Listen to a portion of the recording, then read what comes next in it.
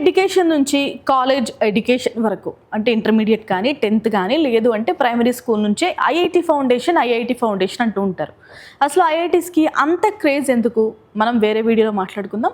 అసలు ఐఐటీస్లో Indian institute of టెక్నాలజీస్లో చదువుకోవాలి అంటే ఎంత ఖర్చు అవుతుంది? ఓకే, ఈ వీడియోలో మాట్లాడుకుందామా. Welcome to Edunian career guidance, Josh innovations private limited, Edunian overseas consultancy. నేను గాయత్రి. మీకు అసలు ఎన్ని ఐఐటీస్ ఉన్నాయి, వాటి క్లోజింగ్ ర్యాంక్స్ ఎలా ఉంటాయి, ఆ డీటెయిల్స్ కావాలంటే మన ఛానల్లో ఉన్నాయండి. ప్రీవియస్ వీడియోస్లో కావాలనుకున్న వ్యక్తులు చూసుకోవచ్చు. ఓకేనా. అసలు దేశంలో ఎన్ని ఐఐటీస్ ఉన్నాయో కూడా తెలియాలి కదా. ఓకేనా.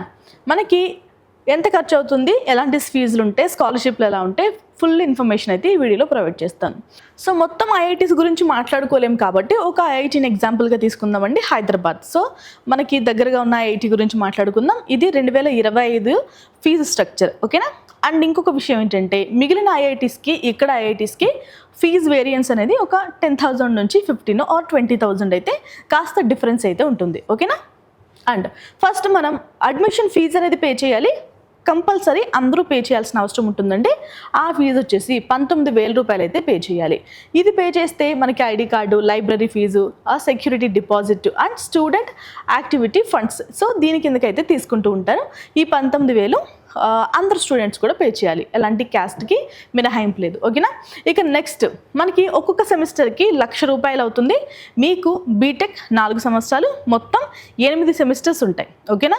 ఆ 8 సెమిస్టర్స్కి ఒక్కొక్క సెమిస్టర్కి 1,00,000 రూపాయలు అయితే పే చేయాలి. అది కాకుండా ఇంకా ఏముంటాయో మాట్లాడుకుందాం. ఎందుకంటే ఓన్లీ సెమిస్టర్ ట్యూషన్ ఫీజు మాత్రమే ఉండదు కదా, ఇంకా ఫీజెస్ ఉంటాయి. అండ్ బిఫోర్ దట్ మన ఇక్కడ ఎంత స్కాలర్షిప్ ఇస్తారు, ఎంత వివరిస్తారో కూడా మాట్లాడుకుందాం. ఓకేనా.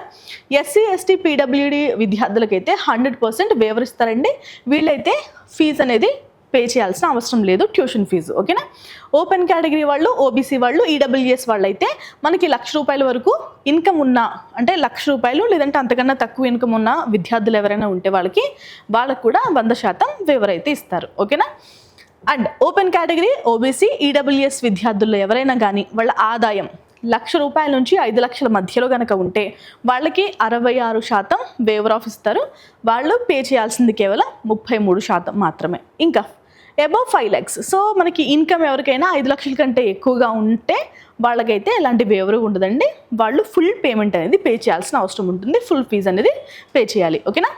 ఇక ఫర్దర్ డీటెయిల్స్ మాట్లాడుకుందాం. ఇంకా ట్యూషన్ ఫీజు కాకుండా ఇంకా చాలా ఫీజెస్ ఉంటాయి. ఓకేనా. అది బీటెక్ కాలేజ్ అయినా అయి ఉండొచ్చు, యూనివర్సిటీ అయినా అయి ఉండొచ్చు, ఇన్స్టిట్యూట్స్ అయినా కూడా అయి ఉండొచ్చు. ఫీజెస్ అయితే చాలా ఉంటాయి.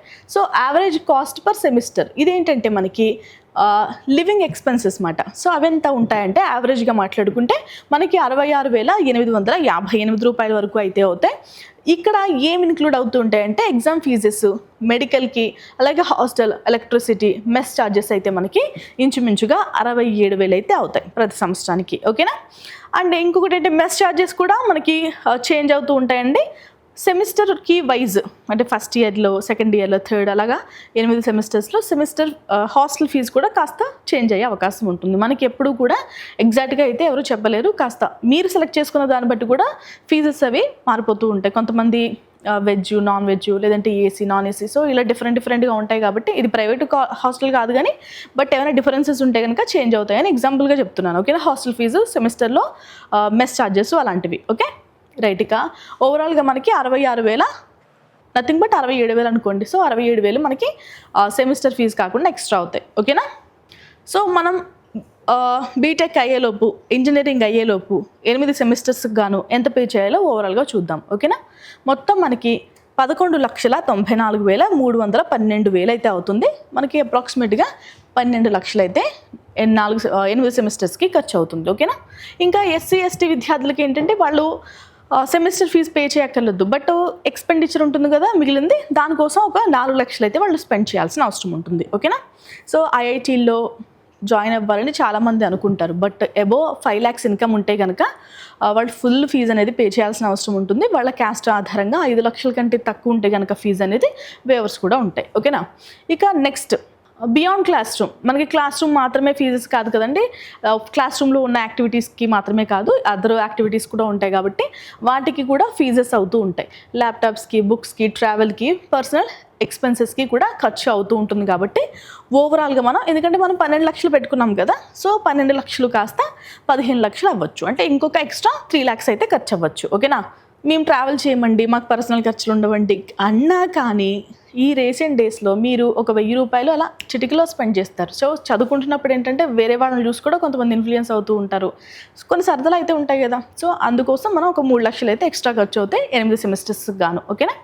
నెక్స్ట్ ఇంకా మరి మనకి ఏమైనా ఫండ్స్ ఇస్తారా, ఎవరైనా మనకి స్కాలర్షిప్స్ ఇస్తారా ఎక్స్ట్రా అంటే దాని గురించి కూడా మాట్లాడుకుందాం.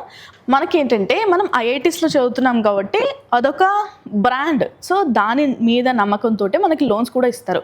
సో మనం ఎలాంటి కొలాటరల్ పెట్టాల్సిన అవసరం లేకుండానే మనకి లోన్స్ వస్తాయి, ఎందుకంటే ఆ బ్రాండ్ చూసుకుని మనకి లోన్స్ కూడా ఇస్తారు. ఓకేనా? సో మనకి అదొక బెనిఫిట్. ఓకే, నెక్స్ట్ ఇంకా మనకి ఇంకా మెరిట్ స్టూడెంట్స్ ఉంటారు చాలామంది. ఐఐటీస్లో చదువుతున్నారంటే ఎంతో కొంత వాళ్ళు బాగా చదివే విద్యార్థులనే అర్థం, ఎంతో కొంత కాదు, చాలా బాగా చదువుతారు. సో వీళ్ళకి ఏంటంటే స్కాలర్షిప్స్ కూడా ఇస్తారండి. ఓకే, మీకు ఇంకొక బెనిఫిట్ ఏంటంటే ఫస్ట్ సెమిస్టర్ అయినా లేదంటే సెకండ్ సెమిస్టర్ నుంచి థర్డ్ సెమిస్టర్ నుంచి కూడా మీరు ఇంటర్న్షిప్స్ కూడా చేయొచ్చు, దాని గురించి కూడా మాట్లాడుకుందాం. మేము మెరిట్ బట్టి మీకు స్కాలర్షిప్స్ కూడా ఇస్తూ ఉంటారు. లైక్ రిలయన్స్ ఫౌండేషన్ వాళ్ళు కూడా మనకి కార్పొరేట్ గ్రాంట్స్ అనేవి రిలీజ్ చేస్తూ ఉంటారు. చాలా కార్పొరేట్ ఆఫీసెస్లో స్టడీస్కి సంబంధించి గ్రాంట్స్ రిలీజ్ చేస్తూ ఉంటారండి, రిలయన్స్ అనే కాదు. సో అవి కూడా ఐఐటీస్కి, ఎన్ఐటీస్కి కూడా స్పెండ్ చేస్తూ ఉంటారు. సో అలాంటి స్కాలర్షిప్స్ కూడా మనకి ఇస్తారు. ఓకేనా? రైట్, ఇక మనకి సెకండ్ ఇయర్ నుంచి ఇంటర్న్షిప్స్ అన్నాను కదా, మనకి ఇంటర్న్షిప్స్ చేసినా కానీ 2 లక్షల నుంచి 6 లక్షలు 10 లక్షలు ప్యాకేజ్తో కూడా మనం ఇంటర్న్షిప్స్ చేయొచ్చు. ఓకేనా? సో ఎవరైతే బాగా చదువుతారో, కొంతమంది ఫైనాన్షియల్గా కూడా ఐఐటీస్లో చదివిన ఫైనాన్షియల్ క్రైసిస్ చాలామందికి ఉంటాయి, అలాంటి విద్యార్థులందరూ కూడా ఇంటర్న్షిప్స్ పైన ఫోకస్ చేయండి. ఓకే, మీరు చదువుతున్నప్పటి నుంచే ఐఐటీలో చదువుతున్నారన్న క్రేజ్ ఉంటుంది, డబ్బులు కూడా వస్తాయి. ఓకేనా? మీకు అలవాటు కూడా అవుతుంది, మనీ స్పెండ్ చేయడము తెలియాలి, దాయడము కూడా తెలియాలి. సో విద్యార్థికి అన్నీ కూడా తెలియాలండి. ఓకే, నెక్స్ట్ ఇంకా ఏం మాట్లాడుకోవచ్చు అంటే ఇదొక సలహా అనుకోండి. ఓకే, మనం ఎంత బాగా చదివినా కానీ మనకి కమ్యూనికేషన్ స్కిల్స్ లేకపోతే ఈ రోజుల్లో జాబ్ క్రాక్ చేయడం అనేది చాలా కష్టం. ఓకేనా? సో ఎంత చదువుతున్నాము, ఎంత ప్రజెంట్ చేయగలుగుతున్నాము, ఎలా మాట్లాడగలుగుతున్నాము, క్లయింట్ని ఎలా కన్విన్స్ చేయగలుగుతున్నాము అన్నది చాలా ఇంపార్టెంట్. ఓకేనా? మీ దగ్గర చాలా నాలెడ్జ్ ఉంది, మీరు క్షణాల్లో కోడింగ్ రాయగలుగుతారు, బట్ మీరు క్లయింట్ని కన్విన్స్ చేయలేకపోతున్నారు అనుకోండి, మీకు వచ్చిన వేస్ట్ కదా. మీరు ఎంత మనసులో ఉంది, బ్రెయిన్లో ఉంది, కానీ బయటికి పదాల రూపంలో కానీ లేదంటే రావట్లేదు అనుకోండి, ఆ చదివిన చదువు వేస్ట్ అయిపోయే అవకాశం ఉంటుంది. ఎందుకంటే అందరూ మనల్ని అర్థం చేసుకుని ఉద్యోగాలు ఇవ్వరు కదా. కాబట్టి ఎవరైతే ఐఐటీస్ అనే కాదు, ఎన్ఐటీస్ అనే కాదు, మన పక్కనున్న కాలేజెస్లో చదువుకున్నా కానీ కమ్యూనికేషన్ స్కిల్స్ పైన కాస్త ఫోకస్ చేయండి. వచ్చిన భాషలో అయినా పర్వాలేదు. ఓకేనా? స్పష్టంగా చెప్పడం నేర్చుకోండి ఫస్ట్. ఓకే, భయపడకుండా. అండ్ మూస పద్ధతిలో చాలామంది చదువుతూ ఉంటారు, ఐఐటీస్లో చదివే వాళ్ళు అలా ఉండరు, బట్ కొంత ప్రాక్టికల్ నాలెడ్జ్ కూడా గెయిన్ చేస్తూ ఉండండి. అండ్ ఎంత సబ్జెక్ట్ నేర్చుకుంటే మీ పైన అంత అటెన్షన్ ఉంటుందండి. సో మీకు కమ్యూనికేషన్ స్కిల్స్లో కానీ లేదంటే ప్రజెంటేషన్స్లో కానీ ఎప్పుడూ కూడా ముందుండండి. ఓకేనా? మీరు ఐఐటీస్లో ప్రాజెక్ట్స్ చేసే వాళ్ళవి అవి కూడా పరిశీలిస్తూ ఉండండి, ఎందుకంటే గతంలో చాలామంది చేసే ఉంటారు ఐఐటీస్లో, వాళ్ళు ఎలా చేస్తున్నారు, వాళ్ళ బ్లాగ్స్ కూడా రాస్తూ ఉంటారు, వ్లాగ్స్ ఉంటాయి, వీడియోస్ ఉంటాయి, జర్నల్స్ ఉంటాయి, అన్నీ కూడా ఒకసారి సరదాగా చూస్తూ ఉండండి. ఓకేనా? ఫైనల్గా ఐఐటీలో చదవడానికి అయితే ఇంత ఫీజు అవుతుంది. ఓకేనా? 15 లక్షల వరకు అవుతాయండి. బట్ ఇంకొక ఇంట్రెస్టింగ్ విషయం ఏంటంటే ఐఐటీస్లో చదివినంత మాత్రాన మన దేశంలోనే ఉద్యోగాలు చేస్తున్న వాళ్ళు చాలామంది తక్కువ. సో ఫారెన్ కంట్రీస్కి వెళ్ళిపోవడము, రిటర్న్ ఆన్ ఇన్వెస్ట్మెంట్ గురించి చాలా ఎక్కువ ఆలోచించడము, విదేశాల్లో సెటిల్ అవ్వడం చాలా చూస్తున్నాం. ఐఐటీస్లో చదివిన విద్యార్థులందరూ కూడా ఇండియా కోసం వర్క్ చేసేలా కోరుకుందాం ఫర్దర్ డేస్లో. ఓకేనా? ఇది వాళ్ళ video. Thank you so much for watching. మీకు కౌన్సిలింగ్లో ఎలా పార్టిసిపేట్ చేయాలి, లేదు అంటే ఒక సీటు ఎలా సాధించాలి, 10th క్లాస్ నుంచి ఐఐటీ ఫౌండేషన్ ఉన్న స్కూల్లో చదవాలా, ఇంటర్లో జాయిన్ అయితే సరిపోద్దా, ఇలాంటి ఏ డౌట్ ఉన్నా కూడా ఐడి9 కెరీర్ గైడెన్స్ అయితే సంప్రదించండి. Thank you so much for watching.